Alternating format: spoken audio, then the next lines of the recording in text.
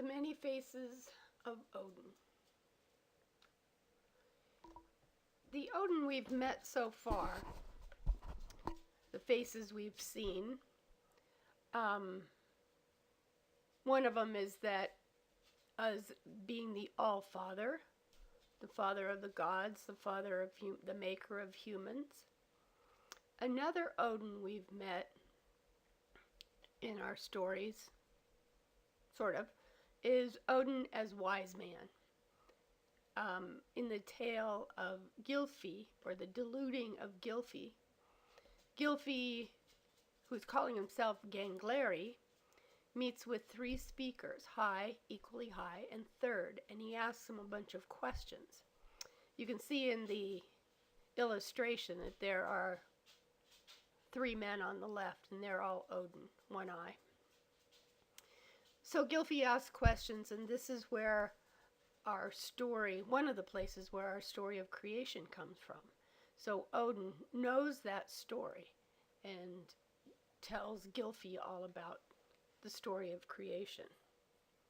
So Odin is wise and knowledgeable, and that's one of our first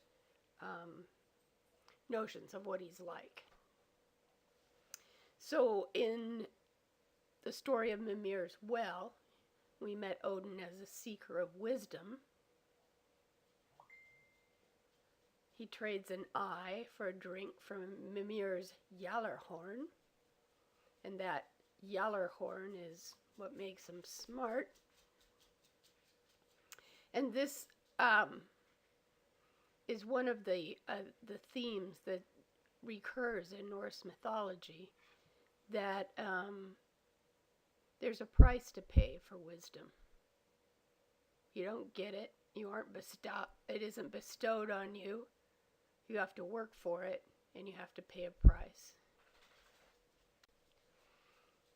This is just a modern rendition of Odin, but it shows his one eye. I like it. So the other place that we've met Odin is connected with not only wisdom but also poetry. In the story of Kvasir. So the next few slides summarize the story of Kvasir with pictures.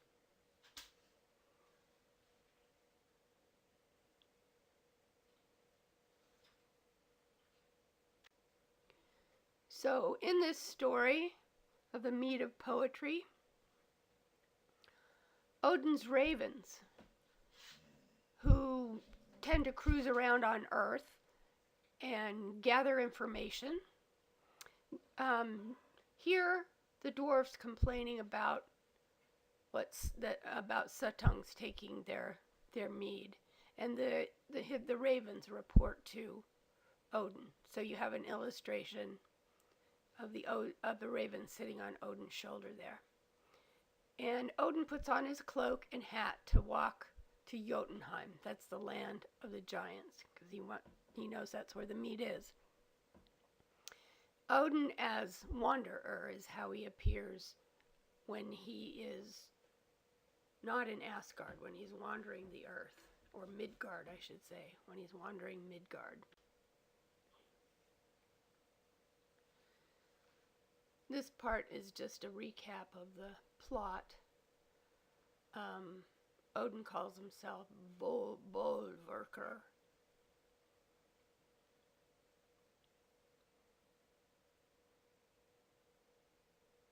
Oh, yeah. So I asked the question, how does Odin get the mead after he gets Baugi to use the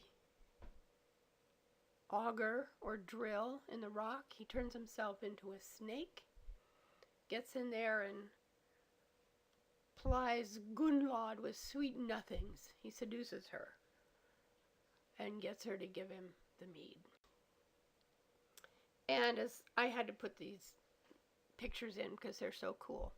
And then Odin, the shapeshifter, turns himself into an eagle and flies back towards Asgard, But Suttung turns himself into an eagle as well and chases him. So Odin, who's pretty smart, farts. Just as he goes over the wall into Asgard, he farts into Suttung's face. So you can see that in the picture. And then he gets to Asgard and he regurgitates the mead into 3 vats. I don't know why they have 5 of them there. So the question from these 2 stories that we've read, and the question I want to ask now, is what is the nature of wisdom? What kind of wisdom does Kvasir have? What does he learn? What is he able to do with that mead? And from the earlier stories, what kind of wisdom does Odin have? As your book on Greek mythology pointed out, there's a difference between the gods in myths, that is, the gods in stories, and the gods as objects of worship. So what Neil Gaiman has presented to us in his collection, that's taken mainly from the Prose Edda, are stories about the gods. So we see them as characters in stories. And that's what I have reproduced on the left. But Odin was also an object of worship, just like Apollo was for the Greeks. And Zeus and Artemis. So there was a cult of Odin. They worshipped him. And we get that information, we piece it together from the sagas, which are stories written in Iceland, the Poetic Edda, which is sometimes called the Elder Edda. We also get information about the cult of Odin, or Odin as an object of worship, from the Romans, like 1st century CE, and from Anglo-Saxon monks from about the 7th century to the 11th century. So in the cult of Odin as an object of worship, he's the Lord of the Dead, and scholars have likened him to a shaman. And I want to talk about that. So these are some of the things that we learn about him from other sources. He obtains runes of knowledge. So that relates back to wisdom, but you'll see exactly what kind of wisdom that is. He's a war god. He's Lord of the battlefield, Lord of hosts, Lord of the hanged. So he is a god with many names, and I just want to focus on some of the names relating to his role as a war god. So, a story that Gaiman reproduces for you just the bare outlines of in his book, comes from a poem. And of course it doesn't have a title, but it's about how Odin gets runes. And as you'll see, runes are more than you see them in the picture here that I have on this slide. And they were they were sort of an alphabet, but they were more than that. So this is how he gets them. I know that I hung on a wind-rocked tree 9 whole nights with a spear wounded, and to Odin offered myself to myself on that tree, of which no one knows from what root it springs. Bread no one gave me, nor a horn of drink. Downward I peered. I took up the runes. Screaming I took them. Then I fell back. So here he is. This is the sacrifice he made, interestingly, to himself to obtain runes. So they're letters and their knowledge, but they're more than that. And one of the things I think is just incredible about this poem is the part where it says screaming I took them, then I fell back. So it was something that was, I don't know, traumatic, painful. He looked on something that cost him a lot to look on, or did something. Anyway, so the tree that he hanged himself on was Yggdrasil, the world tree. And we find that in a different source than this poem. So, to continue on with this poem, this is a continuation of the poem I just started. It's from Havamal, the Sayings of the High One, who's Odin. And it's the Song of Spells.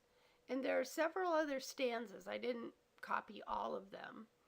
But they explain what getting the runes mean. So 141, hidden runes shalt thou seek, and interpreted signs, many symbols of might and power, by the great singer painted, by the high powers fashioned.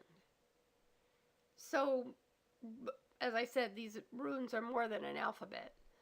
They're signs to interpret, they're symbols of might and power. They give the person who has them might and power. So they're songs of spells or charms or incantations. They're these songs that he learns from the runes, and the runes themselves are connect to the idea of kind of the witch doctor or voodoo. There's something that they learn that's occult, that's hidden.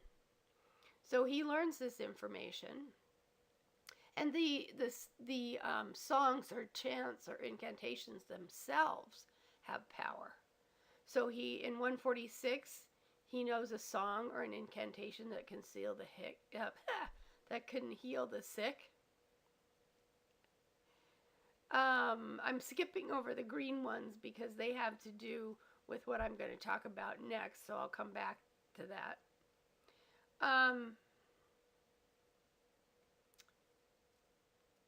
150, a sixth I know, when some thane, that's a lower soldier, would harm me in runes on a moist tree's root, on his head alone shall light the ills of the curse that he called upon mine.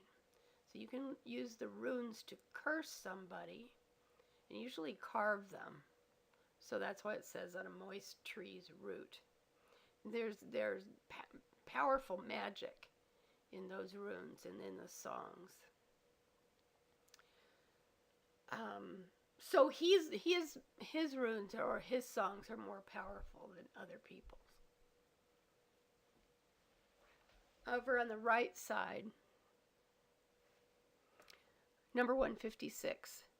A 12th I know, if I see in a tree a corpse from a halter hanging, such spells I write and paint in runes, that the being descends and speaks. Now this is interesting because the spells and the runes have power to summon, to make a corpse speak. And it appears that Odin gets some kind of knowledge, occult knowledge, magical knowledge, something like that, from a corpse that's hanging. So this is the second time we've seen Odin associated with hanging by a tree and runes. And these are two of the reasons that he's called the Lord of Hanging, or the Lord of the Hanged Ones. The spells in green, I'm going to come back to. They're interesting, and they deal with Odin as a war god. So 155 on the right, an 11th I know, if by chance I lead my comrades out to war, I sing beneath the shields, and they fare forth mightily, safe into battle, safe out of battle, and safe return from the strife. I'm going to come back to that. But these are some of the things that the runes, gathering the runes, have helped him to do. So, the association of Odin with the dead and with gathering wisdom from the dead and going to some kind of an other world to gain wisdom suggests, say many scholars, that Odin is a kind of shaman.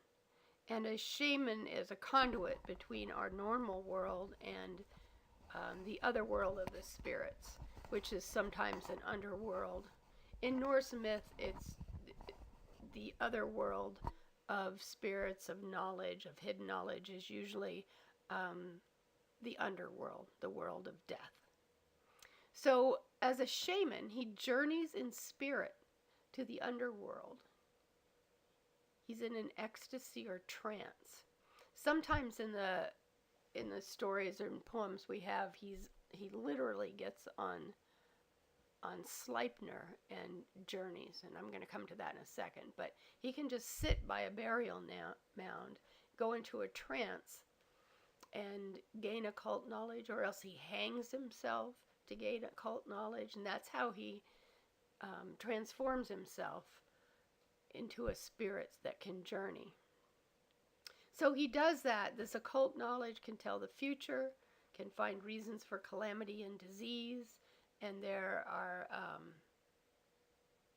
and as I just said, the runes are occult knowledge, so that's something that a shaman can do. Go to the other world and bring back hidden knowledge. The other thing that he does as a shaman is rescue a soul from hell, from the underworld. Okay, so one example of how Odin is a shaman who gathers knowledge is that in the poem Völuspá, which is on the right, part of it's on the right side of the page, we find out that information that Odin gave to Gylfi about the creation of the world actually came from a wise woman, or a seeress. So he visits the Volva, or Volva as it would be, and she tells him of the past, of the creation of the world, the beginning of years. So we see that he's managed to get that seeress to tell him something that gives him more wisdom that he can turn around and give out as wisdom to others. But it's also important towards the bottom that Odin rewards her, and she turns to foretelling the future, which is about Ragnarok, or the final destruction of the gods. So Odin is a seeker of knowledge, of a certain kind of knowledge, of magical knowledge, of history that no one else can find, and he travels to the underworld to get that knowledge. So he's a shaman. A couple of things symbolize or suggest that Odin is a shaman. And one thing is that the shamans oftentimes ride a magical horse. And Sleipnir is one example of a magical horse. The eight-legged Sleipnir that's the son of son, so to speak, of Svidalfari and Loki. So this horse transports the shaman between realms, the realms of our everyday world and the other world. And here's an example of Sleipnir traveling to, serving as the transporter, the magic that gets Odin, or Honor in this case, to the other world. In some versions of the story, Odin rides on Sleipnir down into hell to try to get Balder back. In most versions of the story, he loans his horse to Honir, so he gallops down to the other world. Another accoutrement, I guess, of Odin that suggests that he is a shaman. I guess two accoutrements are the ravens, Hugin and Munin. And Hugin, it can be spelled with two N's or not, means thought, and Munin means memory. So it suggests that they're aspects of Odin, his thought, his memory, things that he can do with his mind as a shaman. So they have a couple of functions. The ravens, they devour the slain, like that's in the normal world, and they are intermediaries, kind of like Hermes in Greek mythology. They bring news of the 9 worlds to Odin. So, they report on what's going on in Jotunheim, Midgard, all that stuff. But they're also symbols of the seer or shaman, because the shaman can send his spirit out in animal form. And this is some of the information that we have about Odin as a gatherer of information, how he gets his information, how he's a shaman. It's from Ynglinga Saga. This little section, a snippet. Sometimes even he called the dead out of the earth, or set himself beside the burial mounds, whence he was called the ghost sovereign and lord of the mounds. He had 2 ravens, to whom he had taught the speech of man, and they flew far and wide through the land and brought him the news. But as some scholars suggest, they don't just bring him the news. They're his, they don't just work for him. They're symbols of him as a shaman. So, Odin is the god of the dead, and as I suggested earlier, it's the realm of the dead that provide knowledge and inspiration. So this is more of the Ynglinga saga. Sometimes he even called the dead out of the earth, or set himself beside the burial mounds, when he was called the ghost sovereign and lord of the mounds. In all such things he was preeminently wise. He taught all these arts in runes and songs, which are called incantations. Odin understood also the art in which the greatest power is lodged, and which he himself practiced, namely what is called magic. So think about compare Odin right now to Zeus. Odin has different powers, and is much more bound up with magic and the power of language, the incantations, than Zeus is.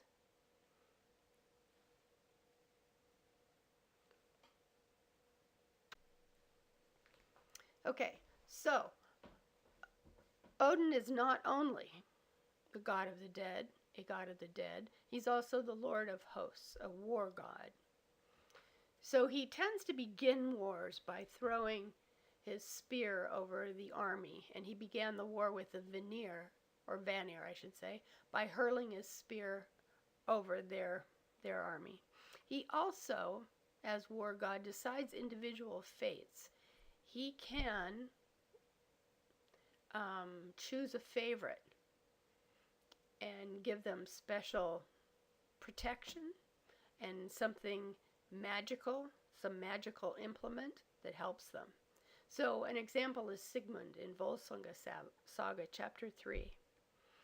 This is a recap. Odin appears as an old man with one eye at a wedding, and he just kind of walks in the door and thrusts his sword into Barnstock.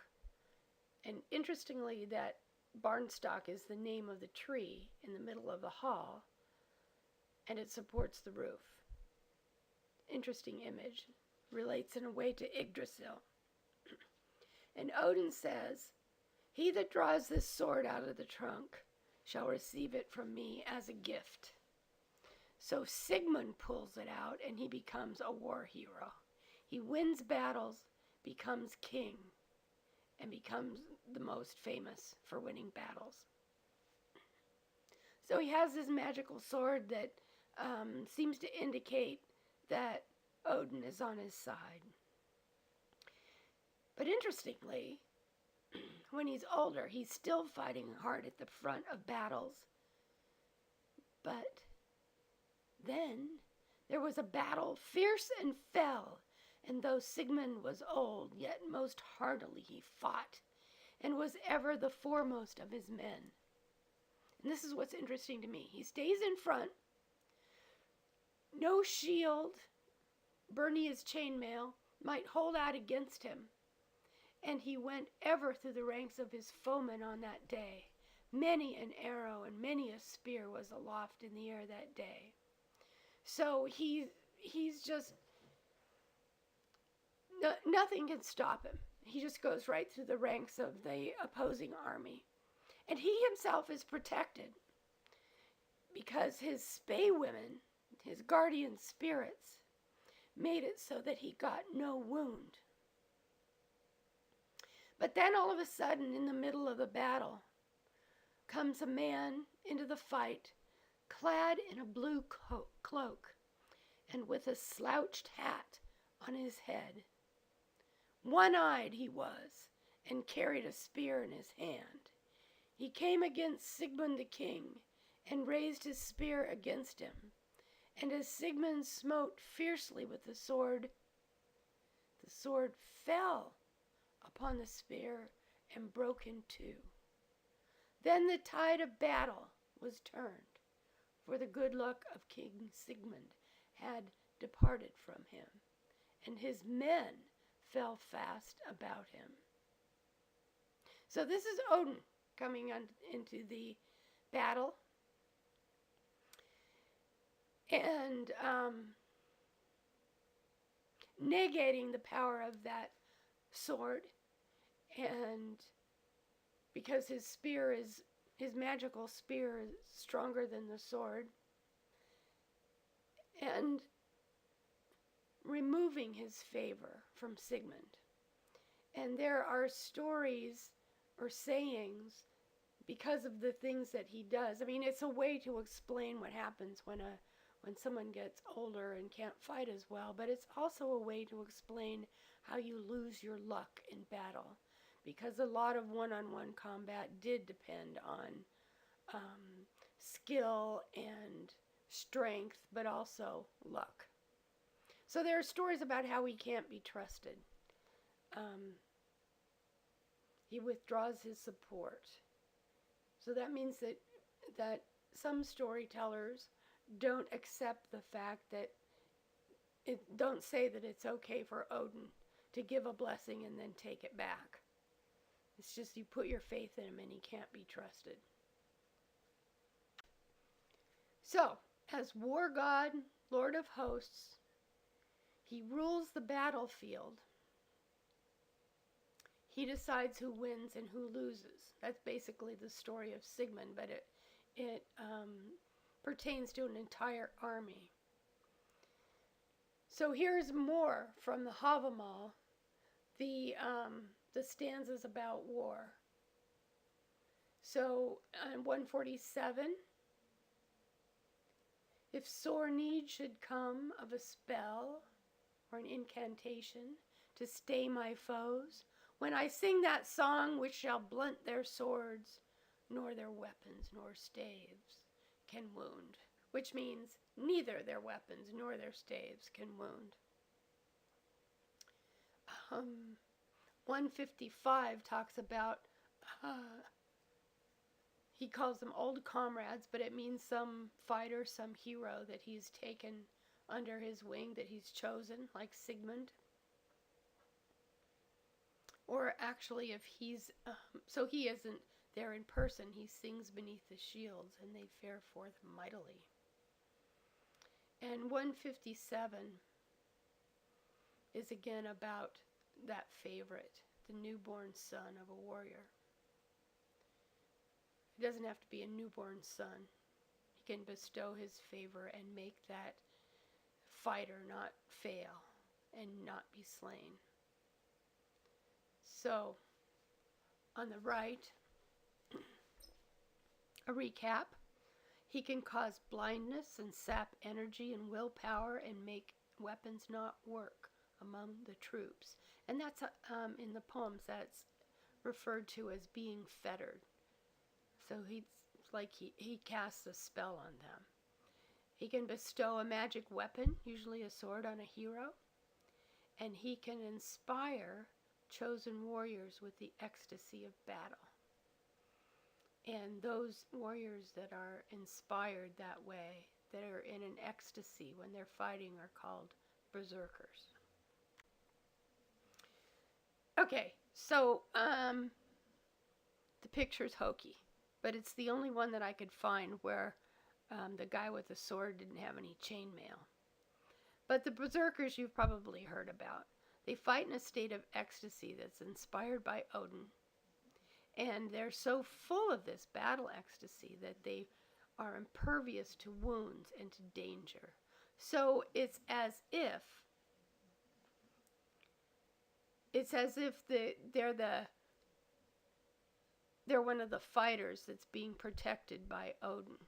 But in this case, there's more than protection. There's this super fighter mentality. And so this information from Ynglinga Saga is on the berserkers. This quote below. They went without mail coats and were frantic as dogs or wolves. They bit their shields and were as strong as bears or boars. They slew men, but neither fire nor iron could hurt them. Interestingly, while not as impervious, actually in the stories they are as impervious as this. But interestingly, the berserkers were real. There's an example from 9th century Norway. King Harald Fairhair had berserkers in his bodyguard, and they were called wolf coats. And so they were completely impervious. They were super fighters, and the way that the stories explain how they managed to be wounded or die is that Odin has removed their ecstasy or withdrawn his favor. So Odin as God of battle, and he's also the chooser of the slain. So he goes out and chooses which fighters will go up, which of the slain will go to Valhalla. And he chooses the noblemen. The non-nobles, they just have to lie there on the battlefield. But he chooses the men who, from the warrior class. And he also has Valkyries who go down to the field of battle and choose among the slain to take them up to Valhalla. So that's Odin, god of battle and chooser of the slain. And these things we find out in stories and from the poems, but they are also believed of Odin as a figure of worship. So, as a figure of worship, we have the war cults of Odin and Woden. What scholars believe, we're pretty sure, is that Odin started out as Woden in the northwestern sections of the continent. So Woden came before Odin. And there are lots of similarities between them. So, what's interesting here is the connection in one God between war and death. So anyway, he's god of warriors and god of the dead, and leader of the host. So the warriors would sacrifice to Odin so that they could win battles. And what I'm going to focus on here is the fact that Odin, as a god that's worshipped, is a god that demands sacrifice. Just like he sacrificed himself, which is why the picture of Odin hanging on the tree reappears. So you sacrifice to win, and you sacrifice in gratitude if you win.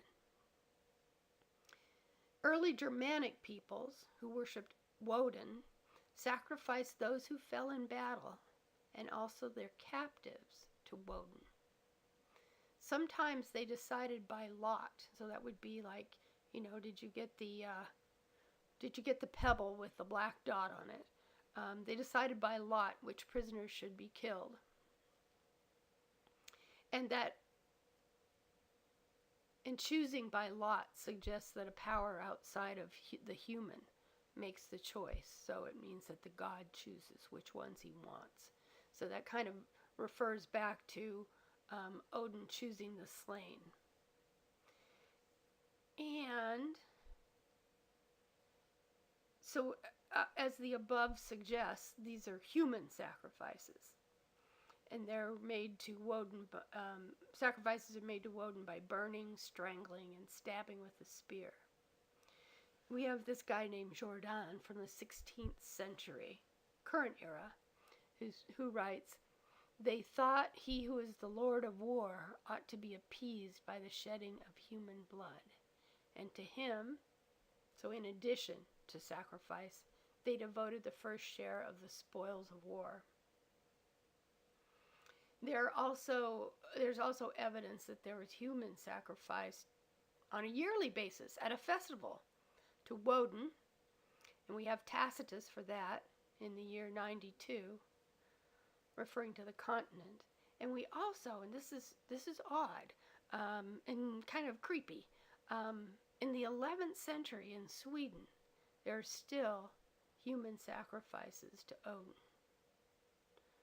And sacrifices to Odin are like the ones to Woden, except for one thing. Sacrifices are dedicated to Odin by stabbing with a spear and burning or hanging on a tree. So that hanging on a tree idea recurs. And there are a couple stories in the sagas that refer to using sacrifice to obtain victory. And one of them is from Gotrek's saga. King Eric of Sweden offered to sacrifice himself to Odin for victory. Now this is interesting. This is like Odin sacrificing himself to get something. But anyway, a tall man with a stick appears and tells the king to hurl the stick over the enemy and say, "Odin has you all," as he hurled the stick. As the king threw the stick, it became a javelin and flew over the enemy army. They became blind, and an avalanche fell on them. So that's Odin giving this advice. Odin making the stick turn into a javelin. Odin making the enemy army blind and disabling them. And notice here also that the saying, "Odin has you all," those aren't just like a cheer. That's an incantation or a spell. Those words have power. So the Odin as an object of worship, as a god to be worshipped, appears in quite a different guise than he does in those stories. He's really a gruesome and frightening god that worked through magic and shamanism and demanded sacrifice. Or if he didn't demand it, the people thought that they should sacrifice. Oh, at the end we just have pictures of Odin. There he is with Hugin and Munin. And here's another picture of him.